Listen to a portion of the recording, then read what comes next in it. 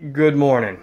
I have never had to create a video like this before my entire life, but for once I am actually one of the millions of victims to company conspiracy and unfortunate criminal activity.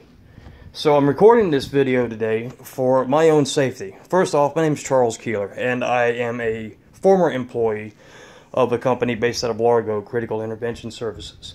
This is a private security company, both unarmed and armed.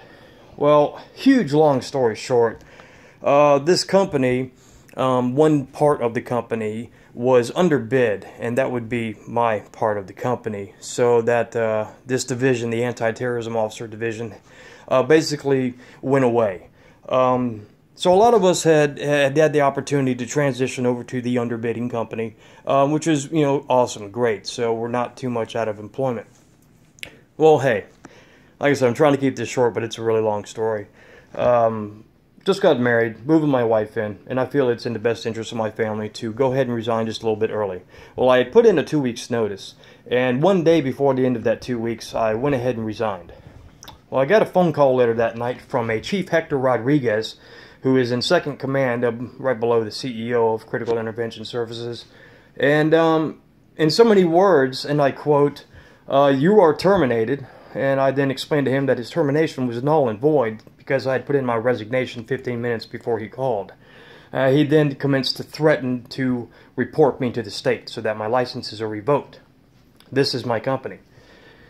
Well, better yet, come today, just about an hour ago, I received a phone call from Kimberly Poland, who is the CEO's wife. I do believe. I believe it's his wife. I could be mistaken. And she asked when a good time is to turn my gear in for the company that was issued to me. Well, Kimberly and I had already spoke a week and a half ago, or excuse me, a little over a week ago, about my resignation, of course, and when it's a good time for me to turn my gear in. Keep listening, this gets better.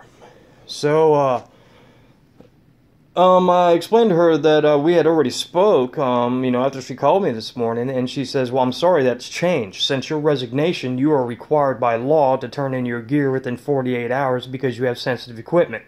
That would be a weapon, which I can somewhat, in a way, understand, but it makes no sense. If I put in a resignation for 2 weeks and I tell you that, the earliest convenience that I can get my equipment to you is a week later, and you're good with that, and now all of a sudden, I put my resignation in and I have to turn it in within 48 hours, So I asked her a couple times, why, what if I were out of state right now? I'd report you to the authorities, is what she said. I will report you to authorities. So I said, Kim, 4 years of service, the highest ranking field officer you have, my commitment and my debt, and she just cut me off and said, when's a good time for you to come in? I said, are you serious? 4 years and you're going to call the cops on me? I said, what if I were gone? Well, then the law enforcement would be contacted. So you know what? I'm going to play their game, and I'm going to protect myself. So I've gotten everything together minus one item, and I just kind of want to show you now because there's going to be a part 2 to this coming up when I pull up to the actual office of Critical Intervention Services, because I am truly a little shaken up about what this company might do, knowing what they have done over the past 4 years to several officers, and it's criminal. It's criminal. I would not be surprised if they call law enforcement on me, like so many others who are just trying to do the right thing.